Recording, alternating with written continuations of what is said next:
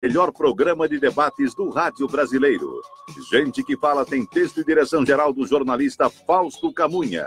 Gente que Fala reúne de segunda a sexta-feira formadores de opinião para discutir as principais notícias do dia. Gente que Fala tem o selo de qualidade ABCOM. Alô, amigos, bem-vindos ao Gente que Fala. Estamos na Rádio Trianon, AM 740 São Paulo. Estamos na Rádio Universal, AM 810 Santos. Estamos no estúdio da Rádio Trianon, transmitindo pelo Instagram, @programa Gente que Fala, transmitindo pela nossa fanpage, facebook.com/programa Gente que Fala. O nosso blog, gentequefala.com.br, nossos telefones 3289-3580, 5052-5555. Antes de apresentar, de anunciar os convidados desta edição de Gente que Fala, o registro lamentável, fomos surpreendidos ontem com a morte trágica do Boixá, o jornalista Ricardo Boixá, vítima de uma queda de helicóptero que o transportava no Rodoanel de São Paulo. Seu corpo segue velado até às 2h da tarde em cerimônia aberta no Museu da Imagem e Som, o MIS, aqui no final da Augusta, por ali. Boixá era âncora da Bandeirantes, uma referência no jornalismo ético e corajoso, carreira brilhante, passando pelos principais jornais e emissoras do país. O jornalismo está de luto com a perda de Ricardo Boixá. Esta é a Rádio Trianon AM 740. São Paulo.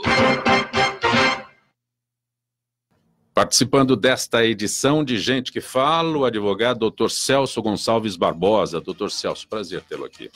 O prazer é todo meu. O senhor é advogado e atualmente diretor do DSV? Isso. Estou à frente do Departamento de Sistema Viário da Prefeitura de São Paulo e para atender aí todas as demandas aí da cidade, né, relacionadas a trânsito. Sim. E para apresentar aqui para os ouvintes da rádio um novo serviço que a Prefeitura implantou de parcelamento de multas através de cartão de crédito e débito. O senhor chegou há pouco, eu corri o risco de ser multado nesse período aqui ou não? Não. Também conosco a professora Rosalvi Monteagudo. Prazer tê-la aqui, professora. Prazer, muito obrigada pela gentileza de me convidar.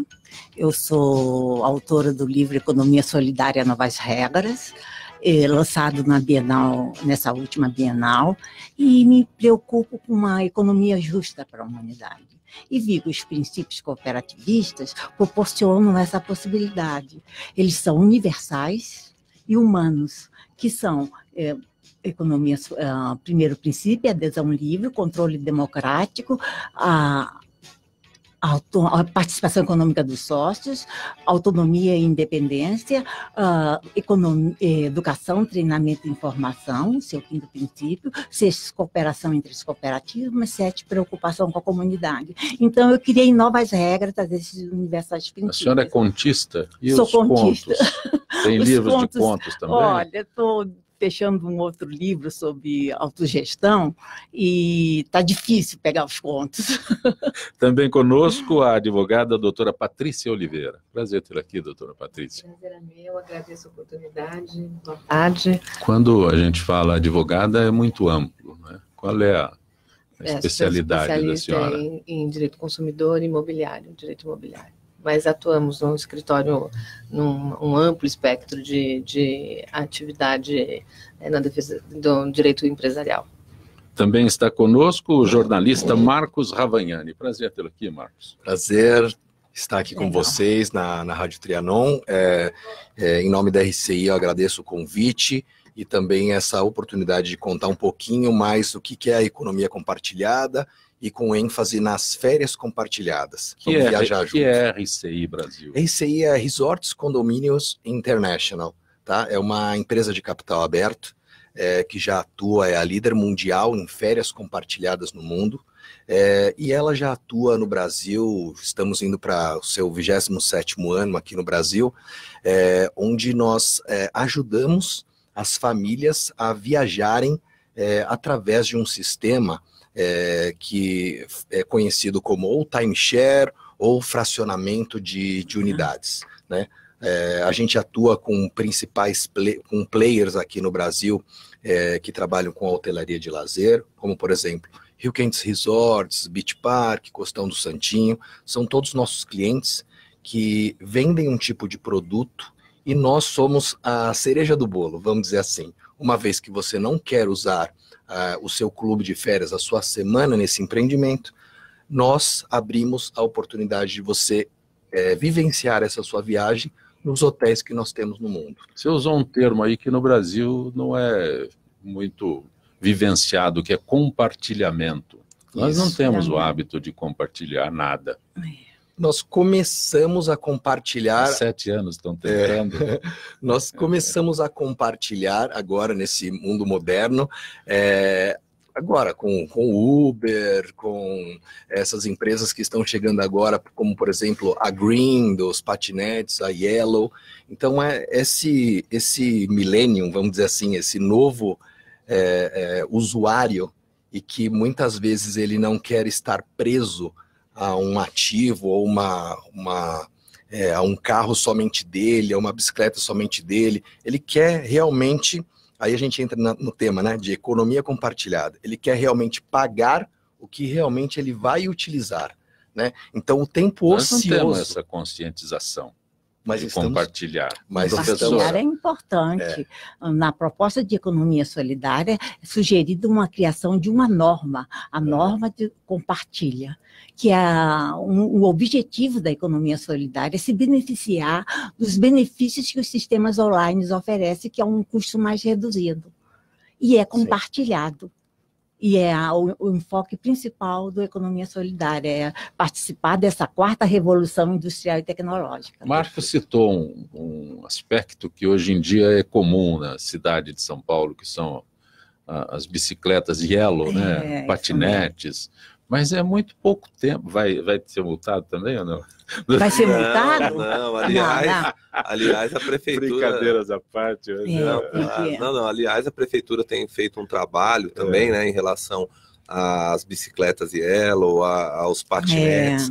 A gente tem feito um trabalho em conjunto, porque nós entendemos a importância do compartilhamento dessas ferramentas, inclusive para auxiliar na mobilidade perante aí ao município, né, para ver se a gente consegue diminuir o número de veículos, né, e através do compartilhamento essa é a nova realidade, como disse o nosso colega. Estimular outros modais, né, de locomoção, né. Sim. O que a gente tem acho que a gente tem que pensar é assim, tentar deixar uma herança ou deixar o mais palpável possível para essas novas gerações que virão. Eles já estão pensando nisso, né? Eles já estão pensando em, olha,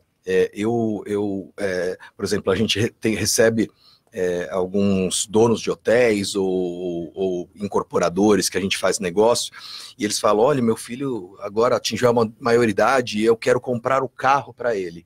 E aí o filho fala, ah, pai, mas eu não quero um carro.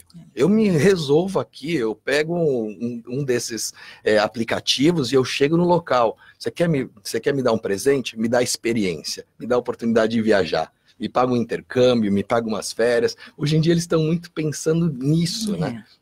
O bem mesmo daquela nossa herança ibérica, do patrimonialismo, está sendo deixado um pouquinho para trás, porque realmente ele quer usufruir o que realmente ele está comprando. Doutor Celso, tem 2 aspectos, né? Bicicleta. Quando eu citei o exemplo da bicicleta que o Marcos se referiu aí, primeiro, nós não temos cultura de bicicleta. É isso mesmo, a educação. O brasileiro não tem cultura de bicicleta. E numa cidade como São Paulo, né, é muito difícil você criar um hábito desse. E o segundo, compartilhamento. É uma questão de quantos? 3 meses que a cidade foi invadida de bicicletas, de Yellow Bikes. Já havia uma instituição financeira que disponibilizou bicicletas já há vários anos, né? Uma outra também, mas a Yellow entrou no mercado assim e parece que todo mundo aderiu à bicicleta. A participação da bicicleta no trânsito, eu nem vou perguntar até quanto prejudica.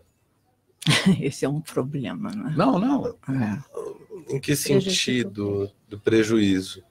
Não, eu não vejo como um prejuízo, né? A expansão das bicicletas. A gente enxerga isso como um benefício para a cidade. Nunca passou né? uns bicicleteiros do seu lado nas avenidas, aqueles negócios todos assim, que não tem espaço para eles, mas eles insistem. Antes era moto, né? Aí a gente já se habituou com as motos. Eu tenho visto eles muito usando ciclofaixas, né?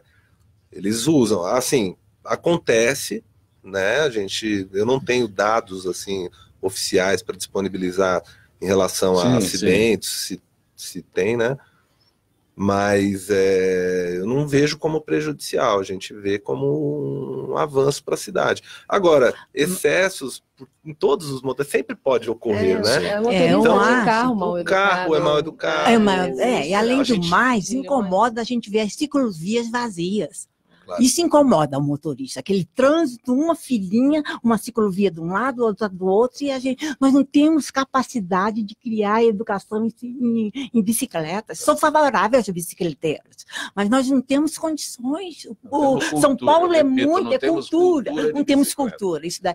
Vamos chegar a uma Amsterdã, uma Holanda, quem sabe, que só andam de bicicleta. Nós temos trabalhado...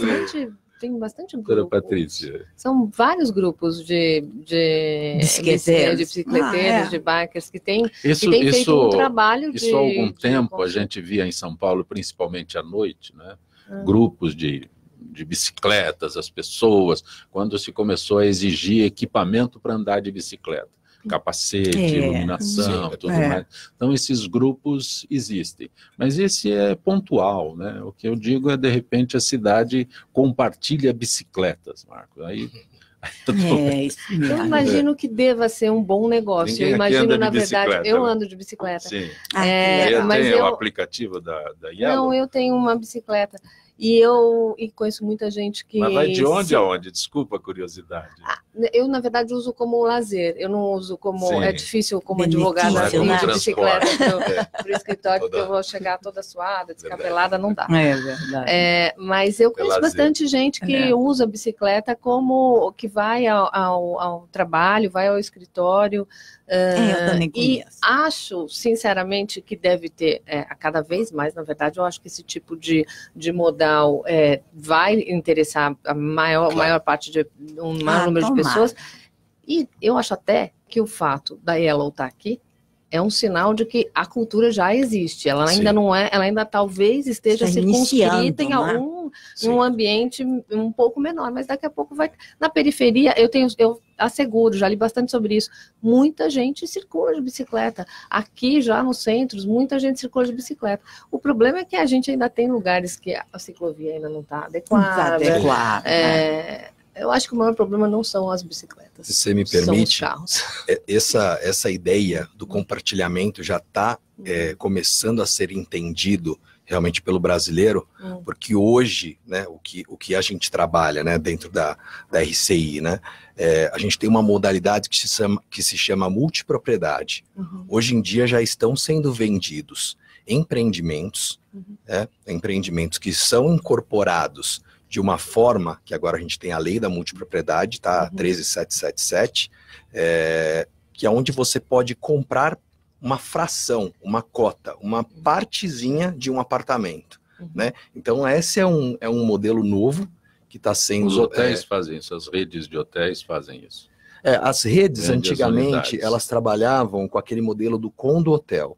Tá? Que era vendido para investidores. Então, muitas vezes, esse comprador ele não ia utilizar o empreendimento. Ele ia realmente colocar num pool de locação e receber a rentabilidade pela locação desse seu apartamento.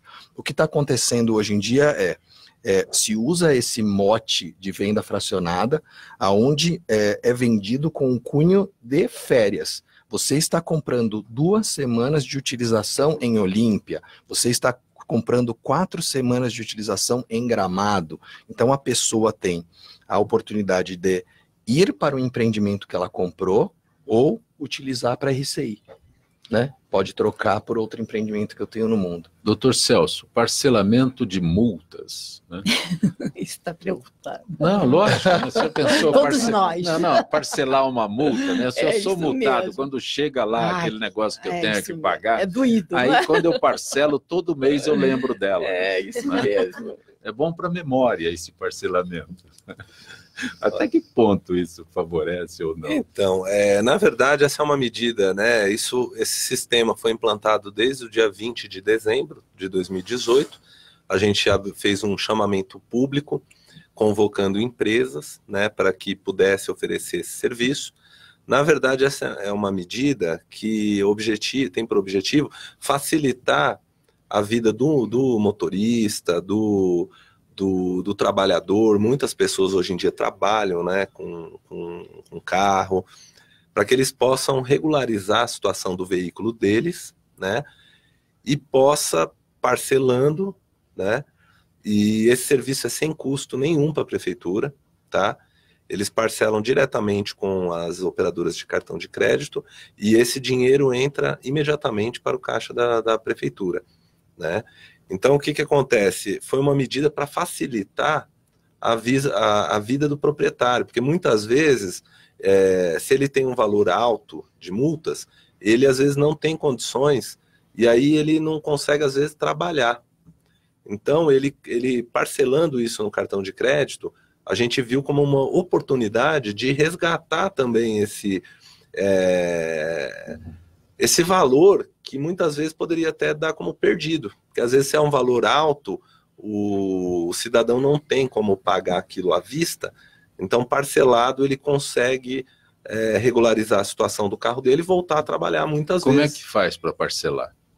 Então, hoje a gente tem 7 postos de atendimento, tá? Estão espalhados pela cidade de São Paulo, temos na Zona Norte, Sul, Leste, Oeste. A gente tem posto no mais recente, né, está sendo inaugurado no DTP, Departamento de Transportes Públicos, que é um posto estratégico para a gente, porque lá atende todos os taxistas, motofretistas. Onde fica? Fica no bairro do Pari, na rua Joaquim Carlos. E temos postos no DAT Armênia, que é na Avenida do Estado, onde fica o Detran, no Shopping Aricanduva. Temos um posto de atendimento também no Shopping Guarapiranga, no Guarapiranga. Temos outro atendimento na Regional de Santana, Regional Aricanduva. Então a prefeitura agora estamos, né, em processo de expansão dos postos de atendimento. Quer dizer que a prefeitura confia no número de multas a serem aplicadas? Não, na verdade... Não, a indústria. Não, na verdade, eu vou revelar um dado curioso. No último ano, houve uma diminuição, inclusive, nas multas. Teve uma queda de 21% na aplicação de multas, porque isso está relacionado... O pessoal não está trabalhando bem. Não, mas isso... isso aí. Não, mas você sabe, a maioria... Então, brincadeira. Multa, eu não posso deixar. Não, a gente se assusta, né? Mas quando a gente observa no papel, é impressionante isso. A gente observa que, por exemplo, excesso de velocidade tem muito. Mas eu fui multado 40 por hora, eu estava 41. É isso mesmo, já fui também. Baita excesso de velocidade. Não, mas tem de tudo. A maioria... Também. O ano... Confesso que fui multado por excesso de velocidade. Dá raiva, não dá. O ano de 2017, acho que 77% dos veículos não tiveram multas em São Paulo. Entendeu? Houve uma redução significativa devido... 2018, desculpa, errei o ano, 2018. Houve uma redução significativa devido também a uma melhor educação, acho que dos motoristas, né, que eles estão mais conscientes de que devem respeitar a legislação de trânsito, e também por trabalhos realizados entre a CET e a Secretaria Municipal de Mobilidade e Transportes Públicos, no sentido de melhorar a sinalização, a educação no trânsito, porque é um trabalho assim bem árduo, né, e que leva tempo, mas tem um número significativo de multas aplicadas. Tem algum valor mínimo para que ele possa... Ninguém quer compartilhar multa. Não. Pode, Não. se aplica compartilhamento aí de maneira alguma. Eu não vou compartilhar sua multa, nem a do Tá céu. vendo? Eu estou oferecendo. Você pode ficar com 2 quilômetros de excesso, aí eu passo para 39 Boa. e não sou multado. Não, só para saber se tem algum valor mínimo ou qualquer multa pode ser parcelada, por exemplo. Qualquer multa de trânsito, né, do município de Sim. São Paulo, ou débitos de competência do DSV, né? Que seria É guincho, municipal. pátio, Né? Então, a atuação é municipal. Isso, então veículos, por exemplo, de outros estados não podem parcelar, né?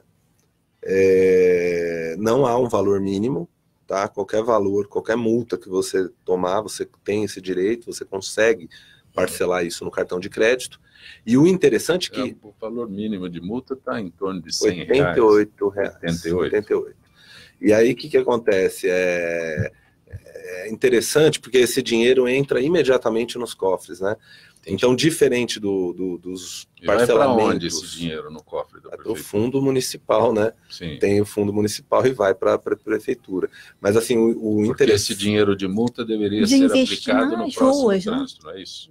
Ele tem que ser aplicado em... Já fala em fundo municipal, mas o dinheiro... Tem um fundo específico. Então, é para ser utilizado... Melhorias no trânsito. No trânsito, isso aí. E aí, diferente, né? E por isso, diferente dos outros parcelamentos que, às vezes, a pessoa pagava uma parcela, 2 e não pagava as demais. Então, hoje, a gente acaba... Esse risco fica na mão da administradora de cartão de crédito. Se ele atrasa um pagamento, ele pode ir lá e renegociar. Aí é com cartão de crédito, não é mais a prefeitura. Ele passou o cartão, isso, agora isso que eu quis dizer. A partir do momento que ele passou o cartão de crédito, ele quitou com a prefeitura. Eu estou colocando esse tema porque lá atrás eu tomei uma multa e já tinha esse parcelamento. Mas a gente tinha que fazer uns boletos que vocês geravam antigamente. E se você perdia um dos parcelamentos, aí você perdia... Você tinha que pagar o valor inteiro. Você não podia mais, vamos dizer assim, realocar, vamos dizer assim, essa parcela. Hoje, então, não existe no isso. Cartão de crédito, né? Esse parcelamento... Quer dizer que a prefeitura se colocou a dívida a cargo do cartão de crédito, da administradora de cartão. É isso. Então, melhor coisa. Foi muito bom. Porque... Tem valores elevados? O senhor trabalha com isso? Tem valores elevados?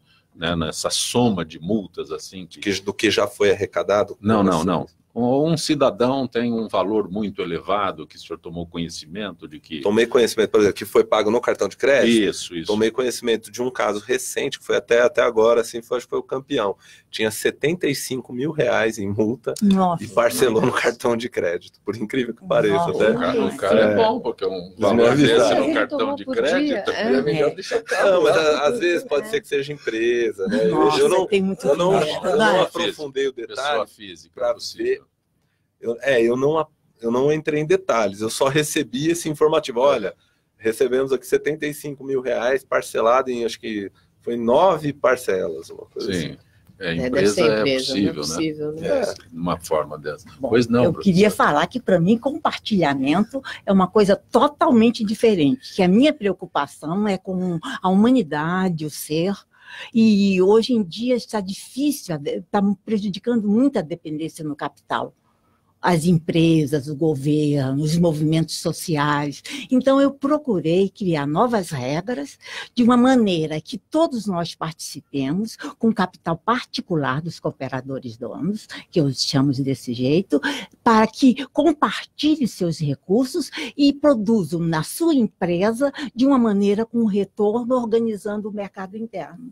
Usando a compartilha, eu fui clara, a compartilha pela cooperação econômica. Mas onde se pode aplicar esse compartilhamento? Olha, o compartilhamento pode ser aplicado numa empresa, pode ser aplicado num movimento, um movimento de cooperação, nas cooperativas, no terceiro setor. Pode ser aplicado essa nova empresa, porque eu criei uma empresa, através dos meios de uma empresa virtual.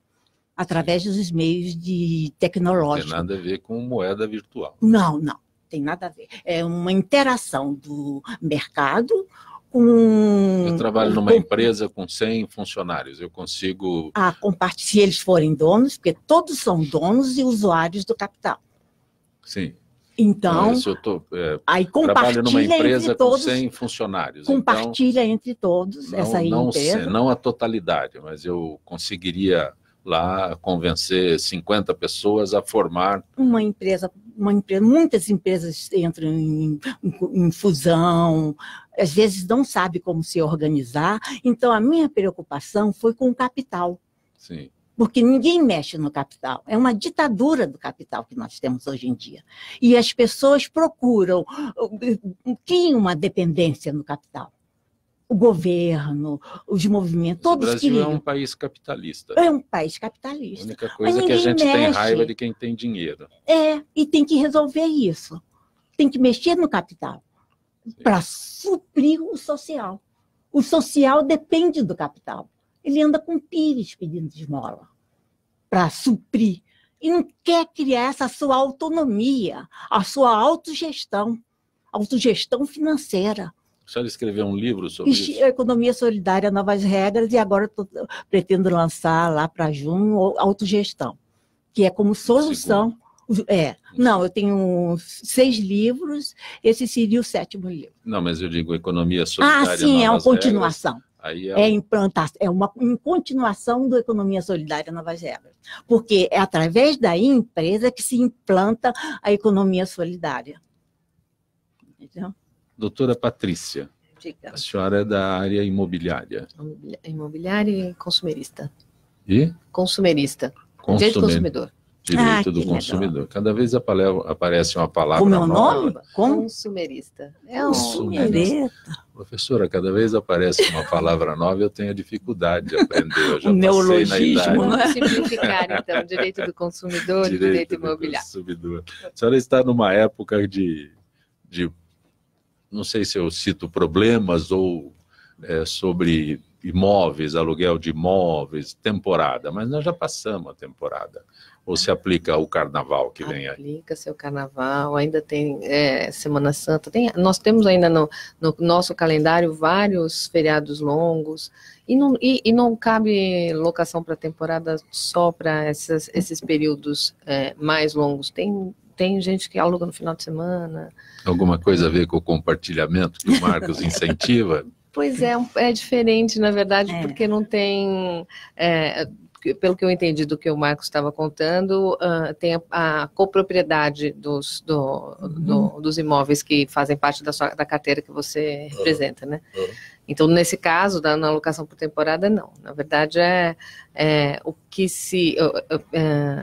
que é possível fazer quando você pensa em locação por temporada, eu mesma, se for proprietária do imóvel, posso colocá-lo para alugar por temporada para os interessados que quisessem, por exemplo, vir para São Paulo, no meu próprio imóvel, se eu quisesse, se eu tivesse um imóvel numa praia, eu mesma poderia colocar diretamente para o consumidor ou através desses aplicativos, dessas conhecidas empresas que alocam proprietários dispostos a oferecer no mercado para alocação por temporada. A imagem, quando a senhora fala em temporada, a imagem que nós temos imediatamente é praia. Pois é, então, mas tem praia, tem montanha, tem cidades no mundo inteiro, não é só aqui no Brasil. A primeira coisa que eu falei para ele é que nós não temos o hábito desse compartilhamento, né? Então se aplica aí também, fora do Brasil. Também. Aqui em São Paulo isso tem muito em São Paulo, na cidade de São Paulo. Tem muita gente que aluga, tanto locatários, pessoas interessadas em ocupar temporariamente um imóvel, porque, por exemplo, precisa fazer uma reforma no seu imóvel. E aí, então, ao invés de incomodar lá a família, o filho... Mas esse aqui é bom, incomodar os outros.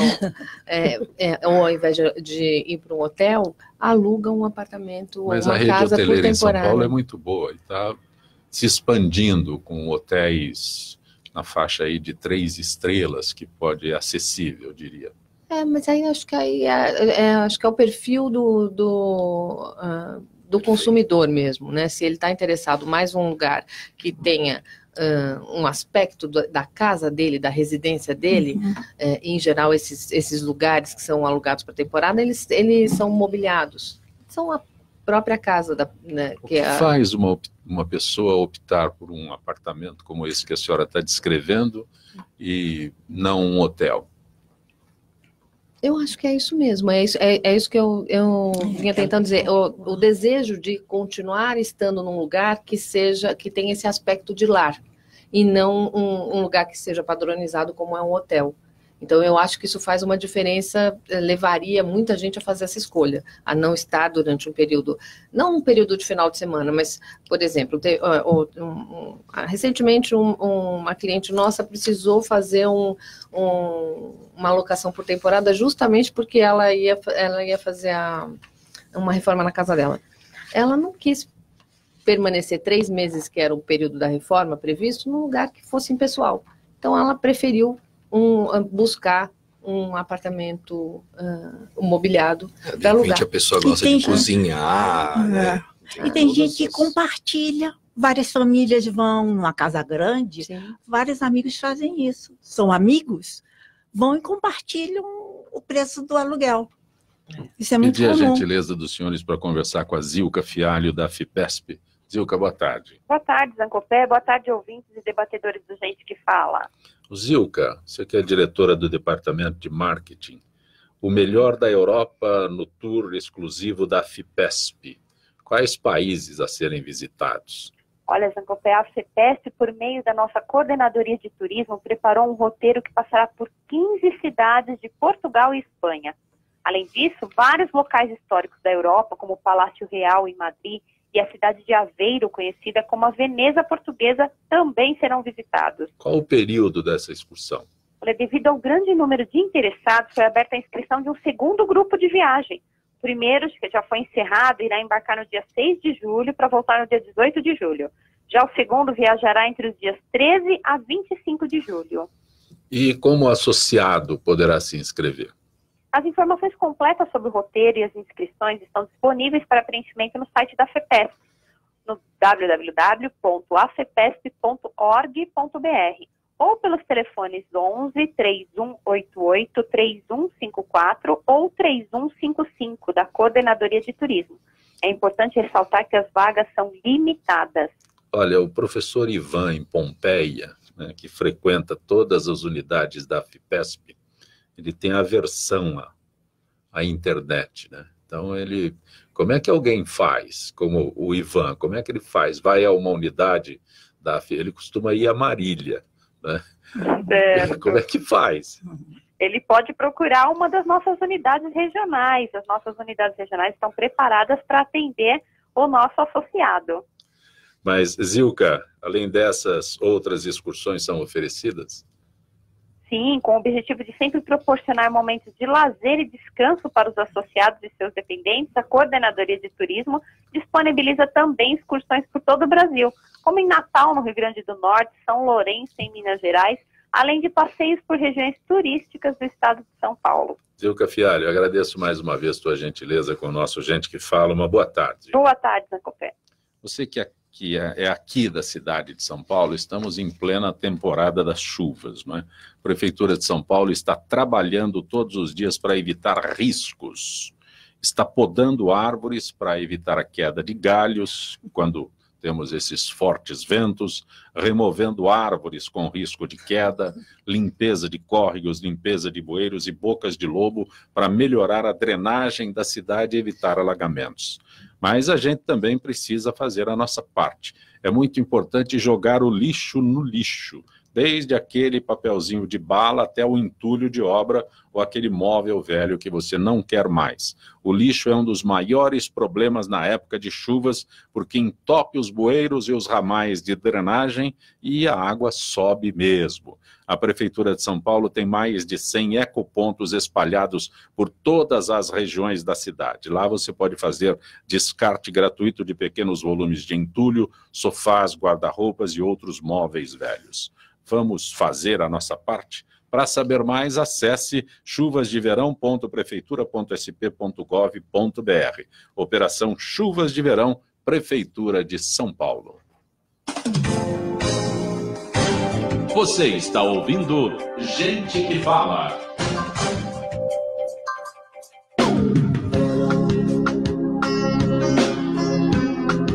Acompanhe aqui, na Rádio Trianon, Educação em Diabetes. Todas as segundas, quartas e sextas-feiras, a partir das 4h da tarde. Educação em Diabetes. Agora também no Facebook e no Instagram. No Facebook, Associação Nacional de Atenção ao Diabetes. No Instagram, ANAD Oficial. Apresentação, médico endocrinologista e presidente da ANAD, Dr. Fadlo Frage Filho.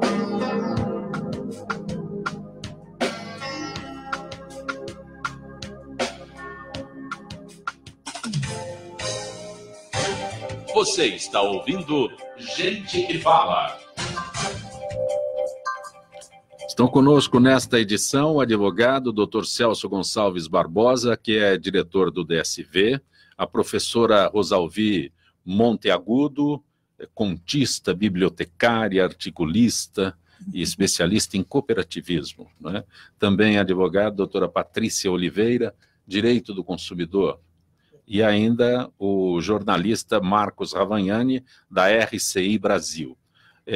Doutora Patrícia, direitos do consumidor, fala-se tanto em direitos do consumidor neste país, mas até que ponto o consumidor tem direitos realmente?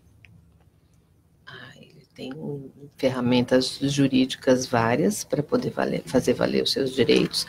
E a gente está falando assim, imagino que o âmbito ainda seja relacionado à questão das locações Sim. por temporada ou Não, o que eu quero Entendi. colocar é o seguinte, eu faço lá um contrato, sei lá, alguma coisa para uma temporada de praia. Uhum.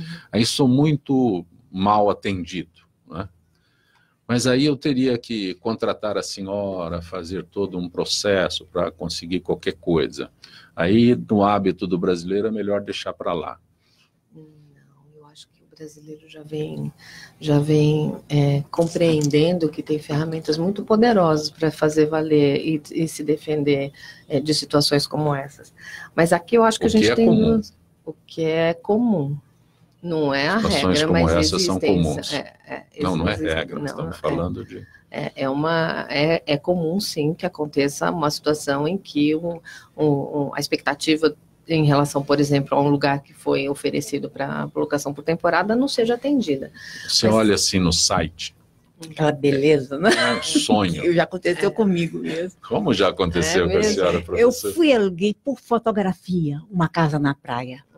Quando eu cheguei lá, era um lixo, mal cuidada, suja. Photoshop eu com funcionou. a família cheia de mala, filhos pequenos.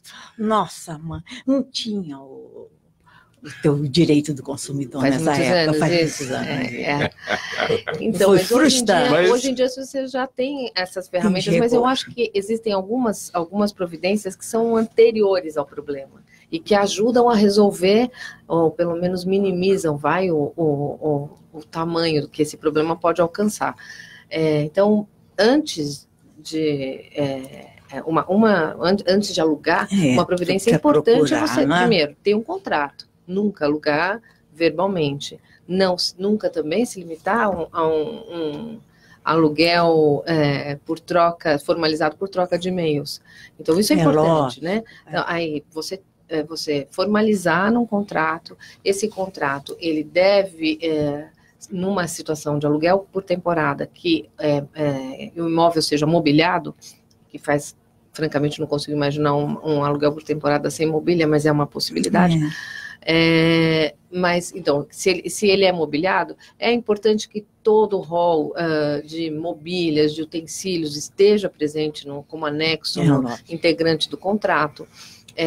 Isso já é uma ferramenta forte, porque você tem um documento que espelha as obrigações todas do locador que está oferecendo aquele imóvel e as condições em que ele está oferecendo. para que se a senhora tivesse essa situação lá Não, no passado? pois é, e era um amigo que se transformou em inimigo, porque nunca mais quis saber dele. Acabou a amizade? Acabou a amizade depois disso. Mostrou fotos para a senhora? Mostrou fotos maravilhosas. Aí nós somos com 3 filhos, eu tinha na época, crianças, felicíssimos, que iam para a praia. E me acontece ela. Já tinha Photoshop na época. Não tinha. Outro lugar, né? Pior ainda, né? Ou fotografou um outro lugar? A foto era de outro lugar? Não, era de lá, eu tenho a impressão que era do início da construção. A casa recém-pronta, bonitinha. Faltou só o detalhe, essa foto de 10 anos atrás. Isso aí, faltou isso. Mas, Marcos, compartilhamento de tempo de férias, já que nós estamos falando de aluguel de temporadas, né? Mas compartilhamento de tempo de férias. Sim. Como funcionaria? Hoje em dia, né, aqui no Brasil, a gente trabalha com um modelo que realmente é o direito de uso, né? É como se você estivesse comprando diárias antecipadas de um empreendimento. Você faz uma aquisição dessas diárias antecipadamente, pagando um valor que é congelado hoje, uma diária com um valor de hoje, mas que você vai usar em 5, 8, 10 anos, de acordo com o produto que está sendo vendido nesse empreendimento. Tá? Esse é o timeshare. É basicamente você comprar pontos de utilização que poderá ser usado como uma milhagem, e a partir do momento que você decide ir naquele teu empreendimento, eles fazem realmente a dedução, retroagir esse valor que você utilizou, tá? Onde que nós entramos nisso, né? A RCI. A RCI é a líder mundial em férias compartilhadas. Nós sempre somos o valor agregado a esse produto. Nós somos o parceiro comercial desse empreendimento, a qual a gente dá a oportunidade dessa pessoa que comprou essa pontuação, ou esse timeshare, ou essas diárias antecipadas, de poder fazer o intercâmbio de férias, que a gente fala. Ele escolhe, dentre os hotéis que eu tenho no mundo, para trocar a sua semana de utilização. Olha, eu não vou usar dessa vez aqui em Florianópolis, eu não vou usar dessa vez em Salvador, eu não vou usar dessa vez em Fortaleza. Eu quero ir para Orlando, onde nós temos, por exemplo, disponibilidade. E ele faz essa troca, semana por semana, e viaja para Orlando, e a gente faz, essa é a nossa tarefa, né? Encontrar as próximas férias desse brasileiro, ou desse viajante que almeja passar com a sua família em um momento bem gostoso. Tem algumas perguntas, pois não, professora? Tem Claro. que ser associado? Sim. Pagar uma mensalidade? Quando você nunca contrata ou compra uma associação direta da RCI. Você sempre tem que ter um empreendimento que é afiliado a nós. Por quê? Qual que é a grande temática desse negócio? É a troca da semana. Ou seja, o empreendimento nos cede uma semana dele para que eu possa atender o seu cessionário, né, o seu sócio, para colocá-lo em outra localidade. Então, eu sempre vou precisar, né, e também pela Lei Geral do Turismo, que esteja respaldada num ativo, né, num apartamento que, teoricamente, entre aspas, seria dessa pessoa. Tá? Mesmo que ele seja em direito de uso, mas ele está atrelado a um empreendimento que ele está em funcionamento e é de propriedade dele ou de posse dele durante um determinado número de tempo. Ô Marcos, a Adriana, nem sei se essa pergunta você pode responder, mas a Adriana do Imbu pergunta o que poderia ser melhorado para incentivar o turismo interno, principalmente em pequenas distâncias no Brasil. Acho que nem é a tua área para responder isso daí, mas são pessoas que nos acompanham e mandam perguntas. O que a gente tem observado, né, é o surgimento de alguns destinos novos no Brasil, certo? Então, acho que o grande desenvolvimento do turismo, ele também tem que estar muito próximo de todas as iniciativas que têm sido dadas regionalmente, realmente para que haja melhoramentos ou iniciativa pública ou privada, por exemplo, em melhores aeroportos, melhor infraestrutura mesmo, né? Esse é o grande não problema. só que as cadeias que trabalham com aviões, com essas empresas, desenvolvam novos voos. Então, acho que o grande estímulo para o crescimento do turismo interno brasileiro, ele é uma somatória, tem que haver realmente uma somatória de muitos setores para que realmente a gente consiga ter um turismo interno com mais opções, vamos dizer assim, né? Porque hoje existem os grandes centros, polos turísticos, vamos dizer assim, mas a gente vê um crescimento de novos polos, né? Por exemplo, Gramado. Por que não se pensar num voo direto para Gramado? Eu tenho que ir para Porto Alegre, pegar um carro 2 horas e chegar em Gramado. Então, tem alguns destinos que vão começando a se despontar e que não só a iniciativa pública como a privada poderia pensar do quanto de negócio e quanto de dinheiro que está sendo gerado em função desse turismo para alavancar a infraestrutura do local. Eu já acho que falta infraestrutura no nosso turismo, falta um apoio governamental, divulgação maior, porque nós temos praias muito mais bonitas do que aí fora. Mas o que falta? Infraestrutura, hotel, ou um marketing com as bebidinhas de cerveja, tudo em benefício do consumidor. E isso nós não temos. Eu recentemente eu viajei e fui em praias do Caribe. E lá as praias não são como as nossas, mas tem infraestrutura. E eles ganham horrores com o turismo. E nós aqui não. Temos praias belíssimas e não temos a infraestrutura. Doutor Celso, a Cláudia do Ipiranga pergunta se o celular é o principal problema do trânsito de São Paulo. O celular, a gente vem acompanhando realmente, é um problema muito sério, não diria o principal, mas é um problema muito sério. Aliás, é uma infração gravíssima, né? Sujeita aí a 7 pontos na carteira, o valor dessa multa é um valor alto. Os agentes... São aplicadas essas multas de celular apenas pelos agentes no olhômetro? Os agentes de trânsito... Quando é flagrado, o cara vira uma esquina com o celular na mão. Mas assim, está se tornando muito comum, infelizmente. Apesar de que agora também os novos... São Paulo usa drones, essas coisas ou não? Drones não, eu não tenho informação ainda se os radares, isso eu preciso confirmar. Sim. Se eles já têm essa tecnologia. Essa informação eu posso confirmar. Mas os agentes... Agora, é uma infração gravíssima, esse é um problema assim que a gente tem. Você teria a escala de multas de celular? Eu não tenho comigo aqui, eu posso passar essa informação para você. Não, a curiosidade apenas, porque fala tanto, o que eu vejo de gente na rua com celular, nossa, uma maravilha, viu? Assim, eu tenho números... Eu imagino que se eu pegar um celular na hora que estou dirigindo, serei multado. Aí, essa sensação que a gente tem, né? Aí todo mundo do lado falando em celular, discutindo e gesticulando. Tomara que todo mundo pense assim, né? Se eu pegar o celular, vou ser multado. Mas o que a gente mais vê hoje em dia é o pessoal mexendo no celular durante o trânsito. Cuidado para não ser roubado. Mas assim, o problema.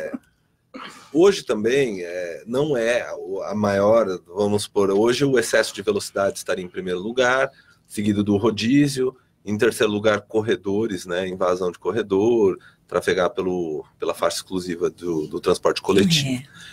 E os celulares é um problema muito sério, que a gente tem acompanhado de perto. Agora, tem uma outra vertente também, que em razão dos novos veículos virem equipados com sistema totalmente, né? Hoje tem o sistema no painel, que você faz a ligação falando, né? O meu, por exemplo, eu não tiro a mão do volante, eu simplesmente falo. Mas desvia a atenção da mesma forma. Desvia, né? Sim, tem viva voz, né? Sim, viva voz desvia a atenção da mesma coisa. Conversar com alguém que está ao seu lado? Mesmo que conversar com alguém ao lado. Porque o problema do celular é justamente você ter que dividir a função do e olhar, retirar né? as mãos também do volante, porque a pessoa que precisa manusear o celular, ela tem que necessariamente retirar a mão do volante, né? E virar para olhar do lado. Quando você está dirigindo, é como se se você tem um sistema no carro, como os veículos novos, né? Os mais novos, eles oferecem, que você sequer tira as mãos do volante. Você, no meu carro mesmo, eu falo ligar para fulano, já ele liga automaticamente, eu converso como se estivesse conversando com uma pessoa, sem precisar olhar para o lado. Porque às vezes a gente está conversando com um passageiro, né?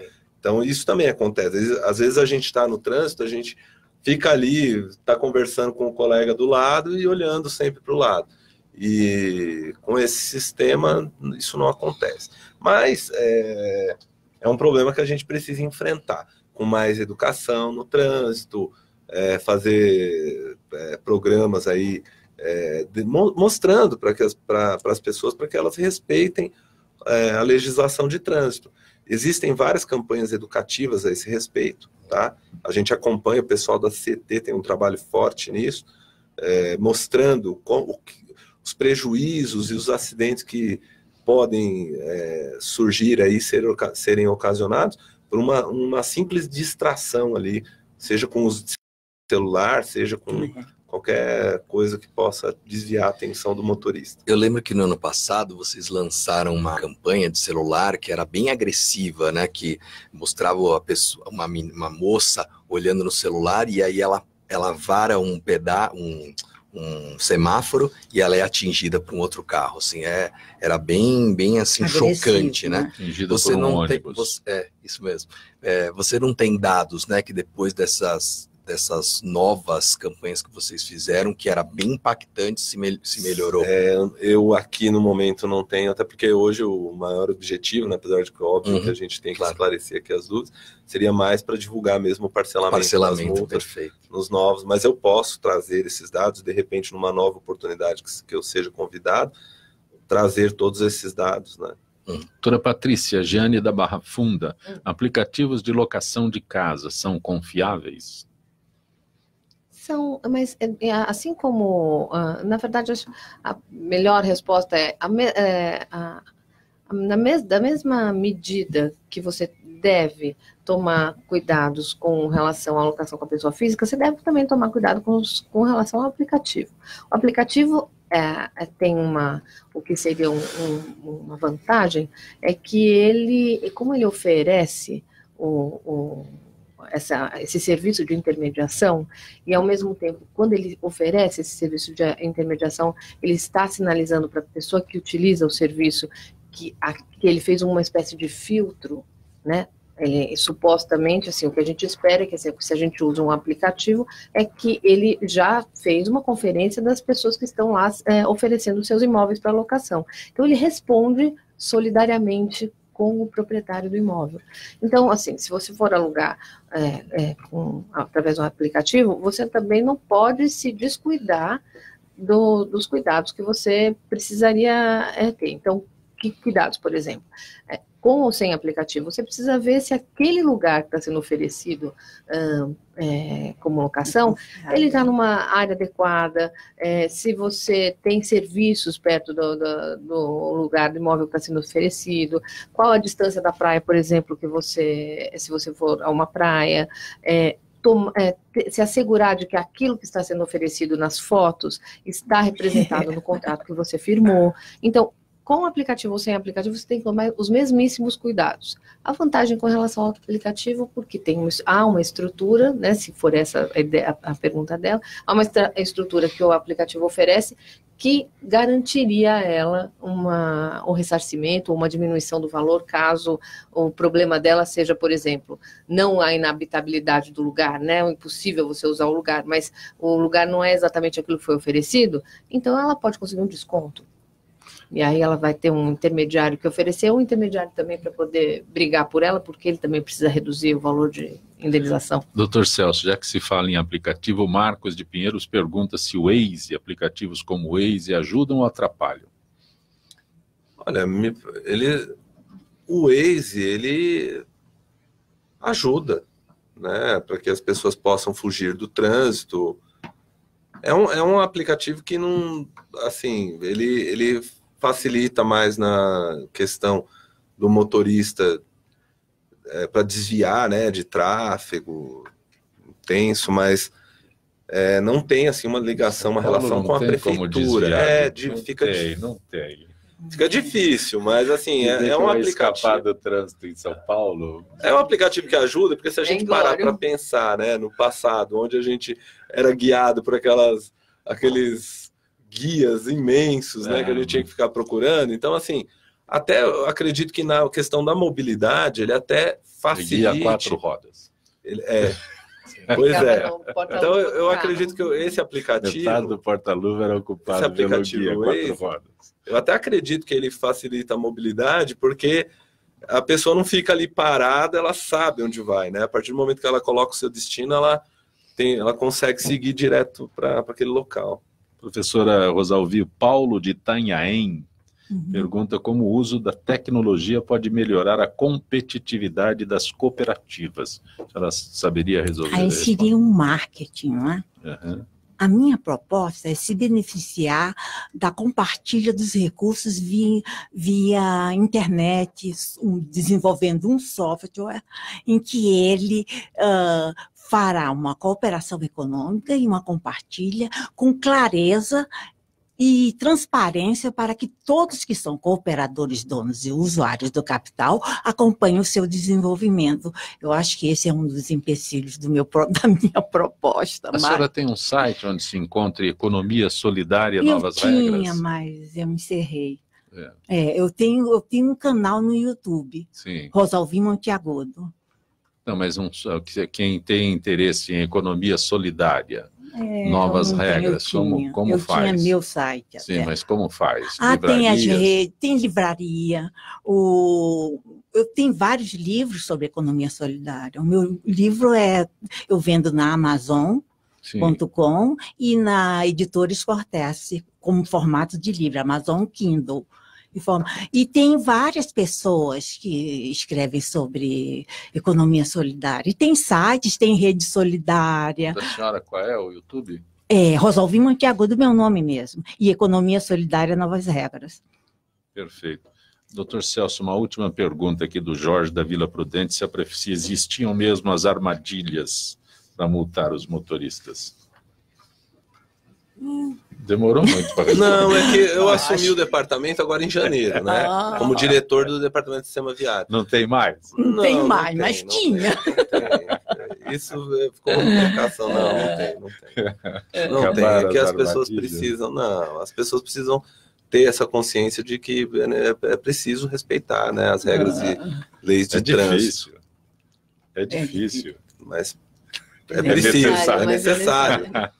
Estamos chegando ao final desta edição de Gente que Fala, agradecendo ao advogado Dr. Celso Gonçalves Barbosa, que é diretor do DSV, a professora Rosalvi Monteagudo, que é autora do livro Economia Solidária Novas Regras, também a advogada doutora Patrícia Oliveira, do Direito do Consumidor, e o jornalista Marcos Ravagnani, que é gerente de novos negócios da RCI Brasil. Estaremos de volta amanhã, sempre com direção do jornalista Fausto Camunha. Gratos, até lá.